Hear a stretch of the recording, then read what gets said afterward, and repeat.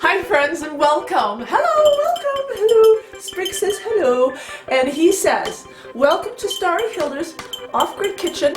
And today I'm going to be showing you, friends at home, how I make dog food for this little guy, because he's such a rambunctious, healthy little guy, and Mario. So many people have been asking me, Starry, can you give us your dog food recipe? Now, every time I make dog food, it's a little bit different, but you know, I really think it's important that if you're looking at saving money and having healthy pets, you gotta make your own dog food. And the thing is, it's so easy to do. You know, you can buy good stuff like this. This is Rachel Ray. I like Rachel Ray. She's kind of cute, isn't she? Yeah, she is. But her dog food's really expensive. I think this little bag, I believe, cost me like $14.99 in the store. And it's got great ingredients. It is, let me read, I know there's rice in here, and there's no fills. Okay, yeah, there's lamb meal, brown rice, ground rice, dried plain beet pulp, natural chicken flavor, on and on foods. You pay a lot. Yeah, this little bag, 6 pounds, $14.99. And look at this. This is a skinny bag. See? Skinny.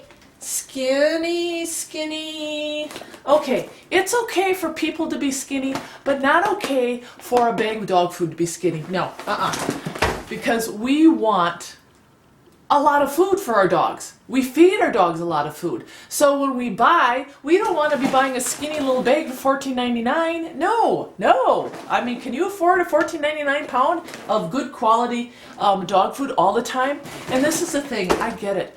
We love our dogs. I love Sprig. I love Mario. Are they worth $14.99? Yes, they are. But for the price of that dog food, I can buy a 50-pound bag of white long grain rice. Yeah.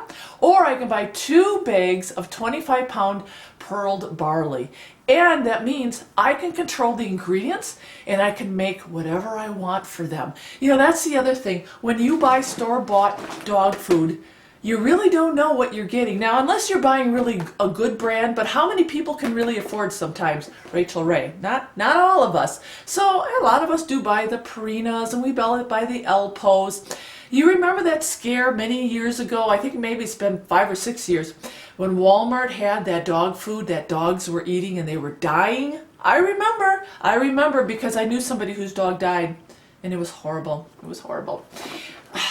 You know, sometimes going the extra mile. Rice and millet and barley and using things in your garden, you know, all the good food that we eat, we can get your dogs off the crack.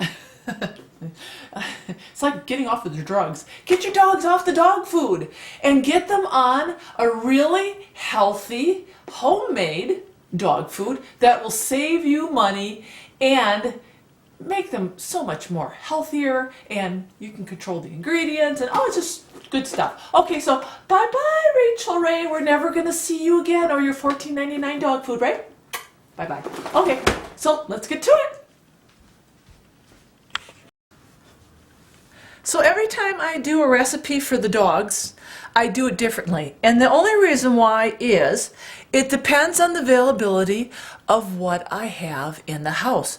Now, during the summertime, the dogs get a lot of fresh vegetables, and I just pull from the garden. In the off season, I depend more on my pantry to feed the dogs. But here's just a kind of a basic recipe. The rice. Now, this is a white long grain rice, and I put some brown rice in here for the dogs. And then what I did is I simply cooked it in some beef broth. Gives it a little bit of flavor. You don't have to do the beef broth, especially if you're concerned with sodium for your dogs. You can do a low sodium. But I like to give the dogs food that is flavorful. Then I love to add my raw ingredients because I really think it's important that dogs get raw vegetables. I use a lot of carrots on the homestead. Raw carrots is really good for the digestive system. And, you know, if you have problems with your dogs having worms, Carrots are a good vegetable to add to their food. Worms don't like foods that are that are kind of hard to digest, like carrots. So I love using the raw carrots. I also will use celery. I'll cut that up and add that to this mixture. I have some leftover nuts. I'll add nuts of all different kinds. I usually don't do too much peanuts, but I'll use walnuts and almonds. Sprig loves to eat raw almonds, so I will add that. There we go. I cut it up real quick, so I'll add that to the mixture. Anything fresh. The important thing is to have your dog really like this. You want to dice it up really small, because anything in big chunks, especially fresh, they're not going to eat. I also use flaxseed on the homestead, so I'll add some flaxseed, and how beautiful that is. Now, if you don't have all of these ingredients, that's okay. The thing with feeding your dog food like this is you can just be creative. See, look at that. Isn't that beautiful? Now, in order for them to eat this, because, you know, this is all raw and it's beautiful, but dogs need a little bit something more to entice them. This is where my canned venison comes into play. Now, I understand not everybody has a pantry full of canned venison or elk or bear or you know, home-raised chickens. I get that. So this is the thing for you people at home who don't have canned goods. This is what I used to do. Years and years ago, when I really wanted my dogs to be healthy and I was all done with the dog food thing.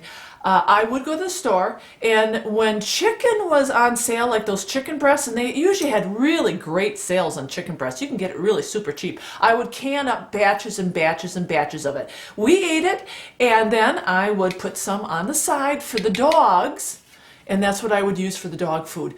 Home canned chicken from the store. Yes, from the store. Moving on. So then what you do is you take your canned meat, and you can, there's two ways to do it. You can pre-mix this canned meat into your big bowl of what you just mixed up, or you can do what I often do to kind of conserve on the meat. Dog's bowl. And I will fill it up. Okay, I'm just going to fill it up. Okay, see, I can do that.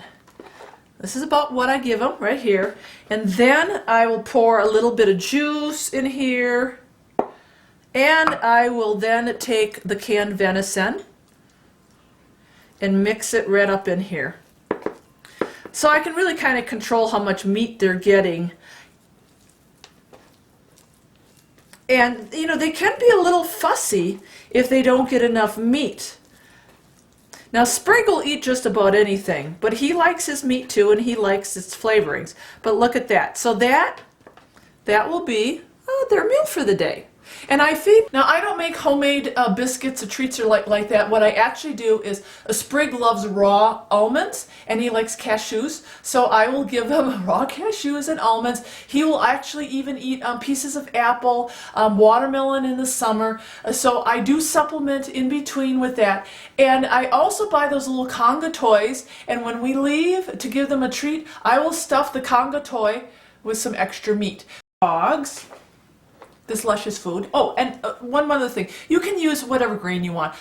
This week I'm doing rice. Next week I'll probably do barley, do a millet. I'll put the same fresh ingredients in there. Remember, keep it separate. The raw, grind that up fresh, and then add it to your cooked. And I will also put garlic in it during the time of the year when they are susceptible to worms. Spring had a really big tapeworm that one year, and I used a lot of garlic and a lot of raw carrot and diatomaceous earth. Really good stuff. You can mix it right in there. And I also feed my dogs raw milk and chocolate milk. Chocolate milk, yeah. Mario loves chocolate milk, and he doesn't get diarrhea, he doesn't get sick. I think there's a big fallacy about chocolate and dogs. And my dogs both can tolerate milk, and they really like it. And raw milk is healthy. It's healthy for your dogs. And when I make my yogurt, they like my yogurt too. And I will mix it with my base food. So the other thing is, one last thing, your dog might not really like this right away, even with the canned meat, okay? So what I would suggest is start going half and half. Mix half of your mixture with the dog food and the venison, and then slowly take them off of the dog food till finally they are eating 100% raw with the grains and the real meat. It works, because that's what I did with one of my other dogs that was a little bit fussy. Okay, that's it. That's the big dog food recipe and tips for today. So I didn't make a big mess. Well, there's a little mess. It's okay, but my dogs are happy and healthy, and hopefully yours will be too. Okay, thanks for watching, everybody. God bless. Ah, and he knows when it's supper time. There you go. The proof is in the pudding. Sprig just okayed it. Did you just okay it, Sprig? He just okayed it. And where Mario is? I don't know where Mario is. We gotta get him some food too. All right. Thanks for watching, everybody. God bless, and until next time.